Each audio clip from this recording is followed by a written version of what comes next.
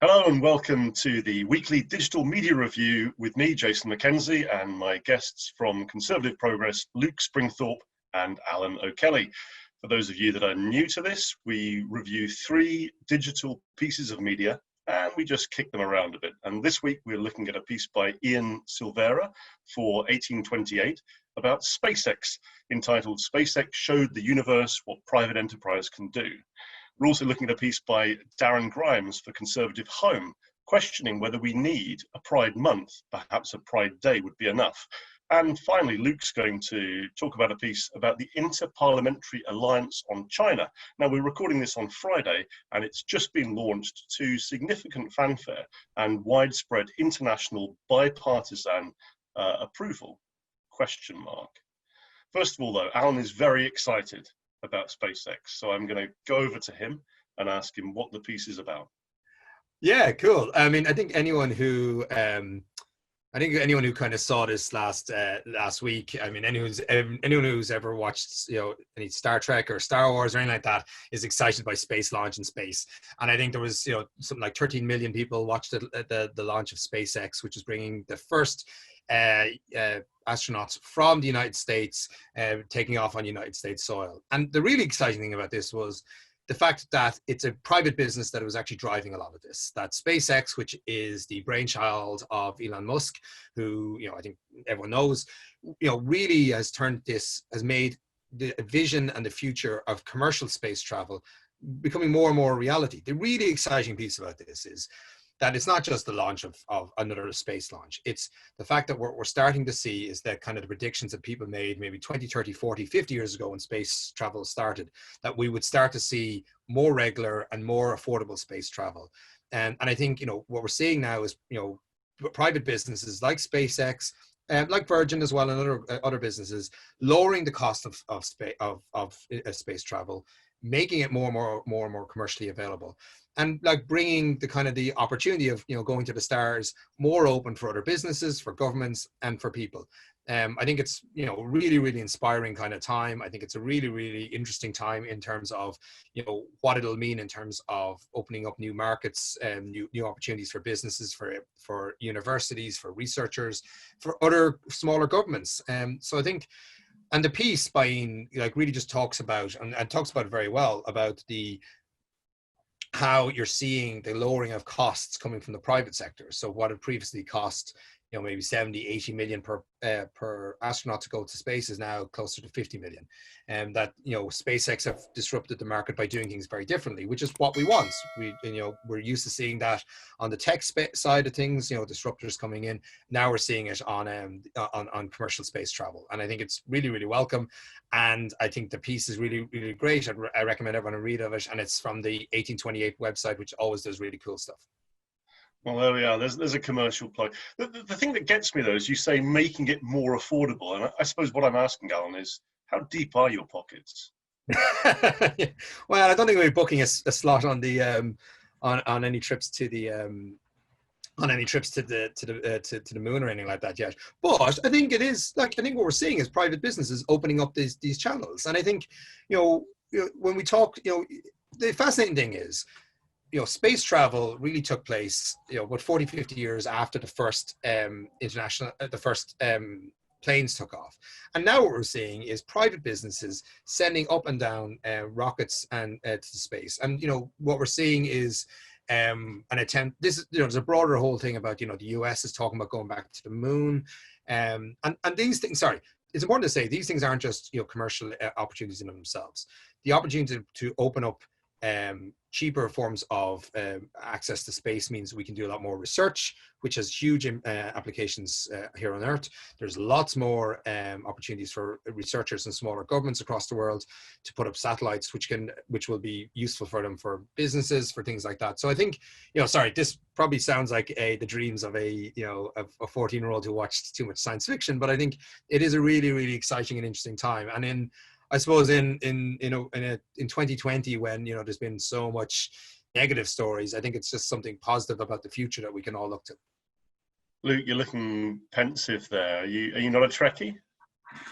Oh no, I'm a massive Trekkie. Love a bit of the Next Generation, Captain Picard. But No, I was just wondering when Michael O'Leary's going to get involved. So are we going to have Ryanair flights to the moon? Do you reckon 20 quid for your ticket and £2 million for your hand luggage or something like And 2 grand for a Coke. that? Yeah, they're pushing But, the little but, trolley but along. seriously though, Luke, are there any concerns here? Is there any concerns with the commercialization of space? Wow. I mean, I wouldn't know I can't profess to be an expert on this, but I mean, clearly there are masses of regulation around commercial airspace and in terms of whose territory it is and the rules around that. So you would think in time there is going to be, I can only assume there already is a lot of regulation around all of these things, but you would think this is going to become something that's perhaps an evolving industry as well. You would also perhaps expect as the commercialization of space really, excuse the pun, but takes off, perhaps the rivalry will intensify. Obviously, we already we kind of had the space war for getting the first man on the moon, and that was like a symbolic thing, but with real money at stake and commercial interests. You wonder, is it really going to hot up in the battle for space? Okay. Well, let's jump from something really uncontroversial to something which is probably going to get pulses racing a little bit. Darren Grimes wrote this piece for Conservative Home, and it was entitled "A Pride Day. There's a good case for one, but a whole Pride Month, that's just virtue signalling." Now, he immediately got flack from Pink News and flack on Twitter, and it's worth pointing out for anyone that isn't aware that Darren is a young gay man who took a whole battering over Brexit and was really hauled over the coals. But it is I think, one of the leading free-thinking people that doesn't just go with the herd. And as a gay man, in suggesting that we don't need a month, we only need a day, I thought that was incredibly bold. But I suspect one or both of you guys will have dissenting views. Well, I think so. A couple of things on that. I think your fair point that it's always good to have contrarian views and to look at things differently. I think, again, though, two things that strike me. One is about the article. One is that I think whether it's a day or a month, it seems kind of, picking, it seems to be a kind of an odd argument. I think the centerpiece of the argument seems to be, and perhaps I'm picking up wrong, but the centerpiece of the argument is, well, there's now equality, the laws have been passed. Do we need this kind of level of, of focus on it? And I suppose, homophobic crimes haven't gone away. In fact, they're rising rather than falling. And there's a lot of evidence to suggest that actually that even though they're rising, that the true number isn't known because a lot of crimes go unreported. And I think if something like Pride continues to educate people, continues to give people a important sense of bringing communities together, I don't think that's necessarily a bad thing. And whether it's a day or a month seems kind of to be a neither here nor there. I mean, and if it wants to be a month, let it be a month. The second point I'd make, though, is I think, again, no one's forced to be part of any of these things. And whether it's Pride months, Black History months, any other month, or any other celebration or commemoration or recognition, if you don't want to be part of it, don't. Stay out of it. There's no requirements to be part of these things. There's no requirement for us all to acknowledge it. You're perfectly entitled to not see it as valuable, but that's entirely up to you. So I think it's kind of fair enough to take a contrary position and say I don't like it. Great, but I don't see why anyone else shouldn't be allowed to have a Pride month, Pride year, Pride Day, whatever. I think we're getting down the danger of saying, well, because I don't like something, people shouldn't do it. Luke? Yeah, so just to add to what Alan said, without repeating it, I think the other point I would make is, as someone who is proud of what Britain projects globally, even if you were to think that homophobia is no longer an issue in the UK, which I don't think that is the case. What about the countries across the world that look to the UK, actually? I think the UK is a country that punches well above its weight in terms of soft power. And I think when we stand together and say this is actually something that we hold dear as a value in terms of equality in the UK, we do project that internationally, I think. And I think it does resonate across the world. And there are regimes that will stone someone to death for being openly homosexual, and I think as long as that is going on, I do think it is important that we make a stand in the UK. And as Alan says, whether that's a day, a month, a week, whatever, I think that's frankly down to people. I mean, look, I think my bank has changed their logo, and does it bother me? Not in the slightest. A private business, that they can do what they want, can't they? So yeah, I mean that's my take on it. I think we can kind of get caught up on whether we call it Pride Month, Pride Week, or whatever. But personally, I think it's something that is important that we do commemorate and continue to push in the UK, certainly for as long as it is a live issue. And I think it is very much a live issue at the moment. I hope in my lifetime it isn't, and maybe we can at that point go, yeah, we've got that one done, don't need to mark it anymore. I think that would be optimistic. But let me throw a couple of questions at you guys, if you don't mind. We've obviously recently seen the killing of George Floyd, which has completely flooded the airwaves. By any account, an unrighteous killing, an act of police brutality by a white policeman against a black man, obviously not in the UK, but with huge ramifications and implications. If we're going to have a Pride Month, shouldn't we celebrate, for example, Black History Month? Shouldn't we, for example, change the Union flag out for something which would celebrate Black History Month, and so on and so forth? There are a great many incredibly good causes. There's a lot of anti-Semitism in the UK. There's a lot of Islamophobia. Do the Jewish people get a month? Do the Muslim folk get a month? Where does it stop if we start passing out a whole month of attention from government, the Conservative Party, private business, festooned throughout our streets, at part cost to the taxpayer? Where does it stop? Well, firstly, yeah, I have no problem if people want to have a month for everything. Again, I think it's quite important that once me or anyone isn't, kind of legally obliged to take part in everything, I think we should allow people to recognize, if people want to come together and organize these things, by all means, go for it. If political parties and private businesses want to acknowledge these events, again, by all means, go for it. I think, the idea that we have, that recognizing one means we go down the road of having to recognize everyone is fine by me. Again, these are all private organizations that can decide what they want to do. I think we have to, it's up to us to decide whether you want to take part or not, and it's up to private businesses to decide whether they want to take part or not. I think, if we have a month for everything, fine. I mean, it'll get pretty chock-a-block, but if everyone wants to do that, that's fine. I think there's kind of sometimes a feeling here of like, well, recognizing one group's issues means, we don't recognize others. I think it's fine to kind of say we at different times, different things are important. And we can all learn more. I mean, and it's up to the public and individuals to decide whether they want to put together an event and whether people will take part in that event. You have anything to add, Luke, before we barrel on? No, I would agree with that. I don't think marking one is mutually exclusive to not marking another equally important cause. I think at the end of the day, you are right. There are lots of important things for us to be talking about, and I actually think the moment that we stop talking about those things and just bury our head in the sand and go, well, we're perfect, aren't we? There's nothing to worry about anymore. I would actually be a little worried at that point, to be honest, because I think there are injustices that still need to be addressed in the world. There are people that don't feel that they are always safe to live their life how they might want. So I think as long as that persists, yeah, but by all means, have a month for every cause that you want.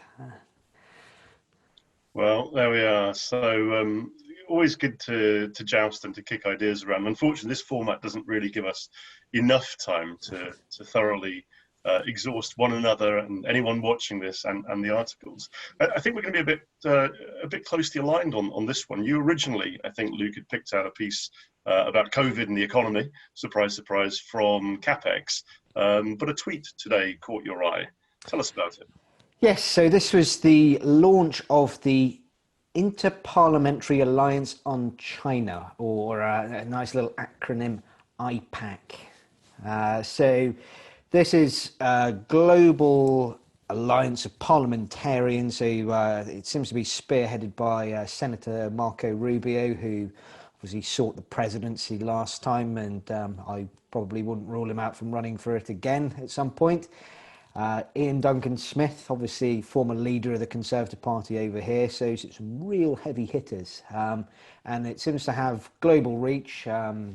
People from Canada, Japan, the European Union, Australia, and it's interesting because what they are talking about, obviously Marco Rubio and Ian Duncan Smith are conservative in their ideology, and they're kind of talking about how there was a view that we would engage with China, accepting that they were not perfect in terms of how a Western liberal democracy might like them to operate, but expecting that more engagement would see them move away from authoritarian tendencies and move more towards a kind of rights-based system, if not a fully fledged democracy. And actually, what we're starting to see is almost the opposite, that far from becoming a rights-based system, that actually they're amassing the power and wealth that they have domestically to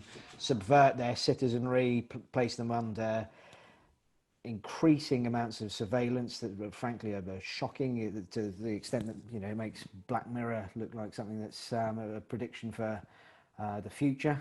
And now we're starting to see that increasingly exported as a kind of foreign policy tool, actually. So there's this attempt now, perhaps belatedly, to say enough is enough and we really need to be alert to what is going on here, and to try and group together as liberal democracies to try and ensure that we act together in trying to deal with some of these threats. And I think that's going to be absolutely critical, because I think one thing China is very good at is dividing and conquering, and I think they especially did that after the last financial crisis. Obviously, we saw it over in the UK, where the UK was desperate to get the economy back on track, and we rolled out the red carpet for Xi Jinping. I think he had a banquet at Buckingham Palace, and it was very much almost, you know, rather than acting together, it was almost just thinking, we need to boost our own domestic economy, so we're going to do deals with China. We almost don't really care what the wider effect is. And I think that now is coming to an end, actually. I think there is now an emerging view that actually the more important thing is to actually make sure that we are acting in unison, to make sure that we don't get in too deep. So this IPAC, this Interparliamentary Alliance on China, in some ways mirrors the work that Conservatives within the British government are doing with the China Research Group. Yep. And it seems to me that the underlying premise is that China isn't playing by a rules-based system, that China is more aggressive overseas, more assertive at home. There are abuses of human rights. There is this expansionism. And I'm pretty hawkish on this, as you know, but isn't there a danger that we just vilify and make China into the bogeyman? You know, we've had Russia and the Soviet Union as our bogeyman. We've had militant Islam as our bogeyman. Is China just the next target in our crosshairs? And is there a danger that racism will spill out of this? Is there a danger that people will start speaking ill of Chinese people rather than just the Chinese Communist Party, which surely is at the root of many of these things that we perceive as problems? Yeah, I think that's a really fair point. I think there's a danger that I think there's two parts to this. There's definitely a need to strengthen liberal democracy. I think it's been taken for granted, and the kind of Western-led kind of economic systems have been taken for granted a little bit.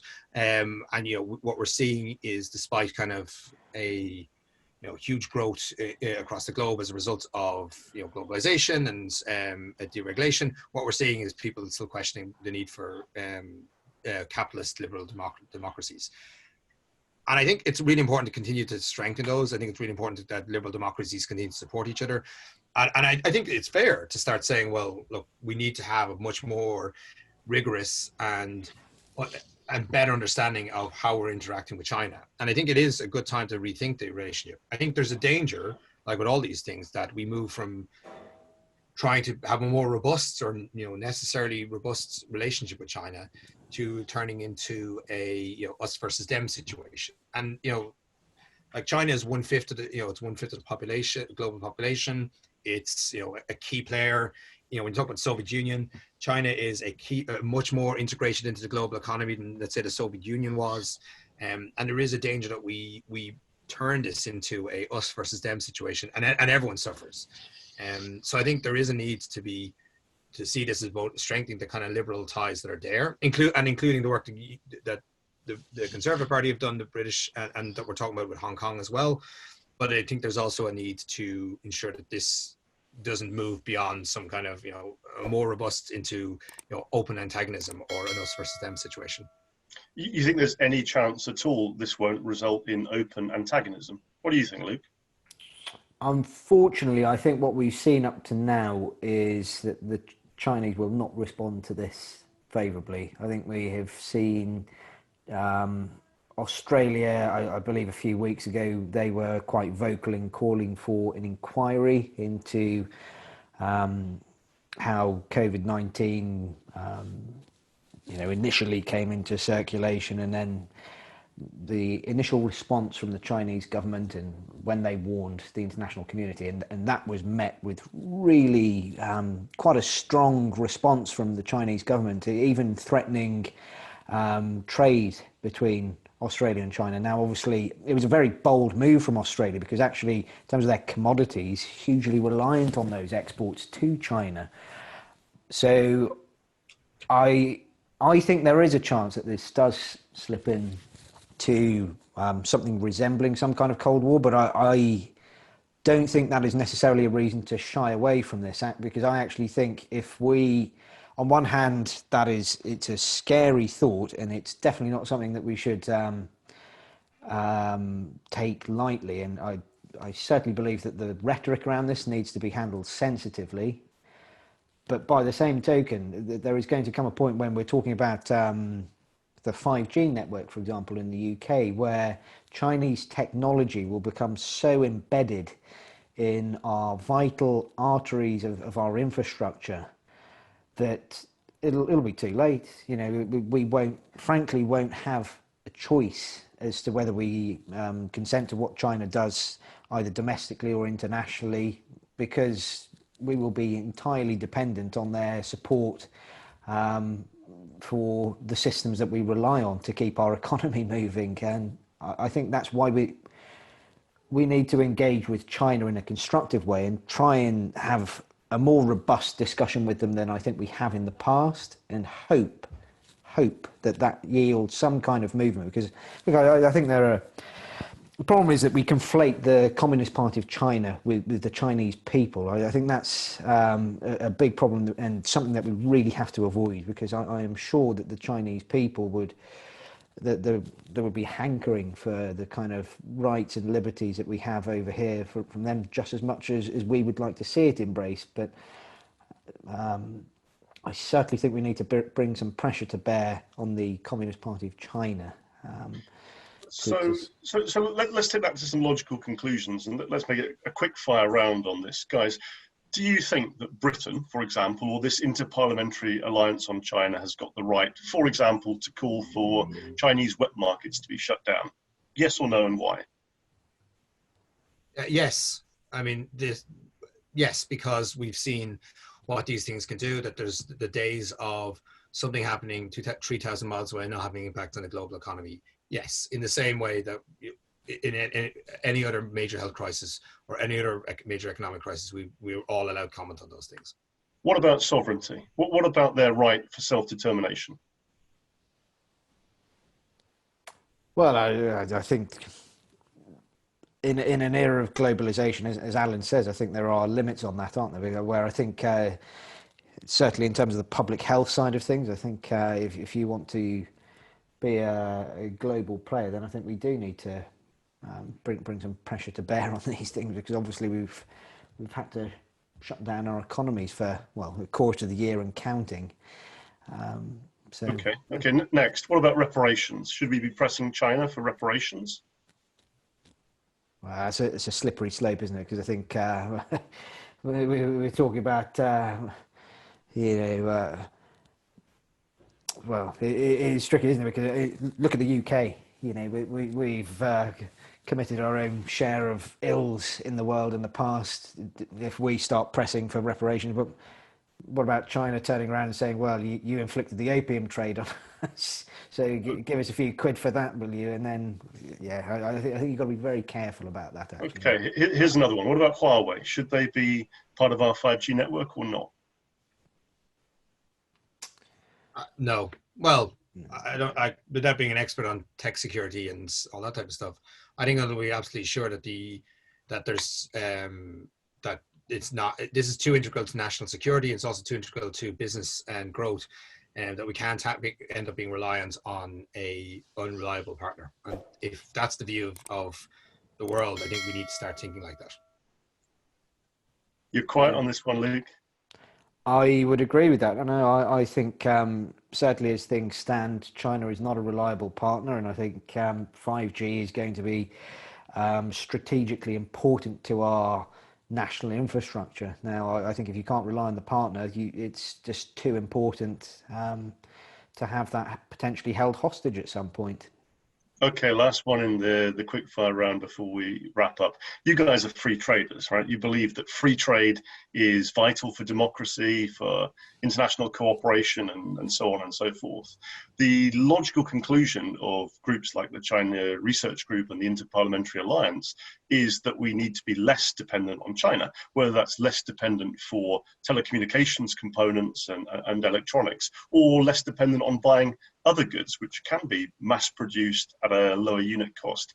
Are you saying that the UK government and private businesses ought to be buying from elsewhere, or that it's still legitimate to trade freely with China?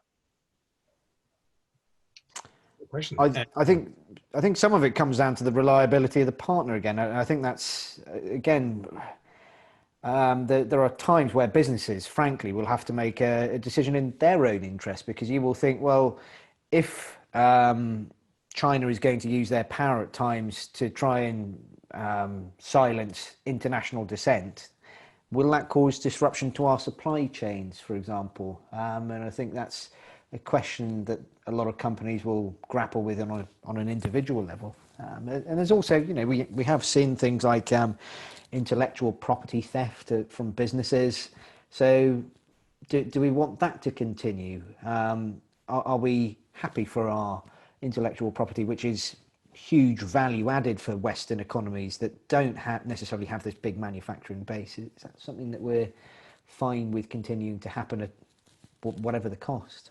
You see, I got really confused there, Luke, because I thought I was meant to ask the questions and you were meant to answer them, but that was nicely done. Alan, any parting thoughts from you, my friend? 2 points. One is, I agree with that point on free trade. I think free trade only really works, well, it works best when both sides kind of view the field that they're playing on as level and as the same. I think the big question about China and groups like this are great, but it's going to come down to, in many ways, US foreign policy. And we've seen a bit of a seesaw in US foreign policy over the last 4 years in relation to its views on China. It's only 3 or 4 months ago that the US was praising China and has struck a deal with China on trade.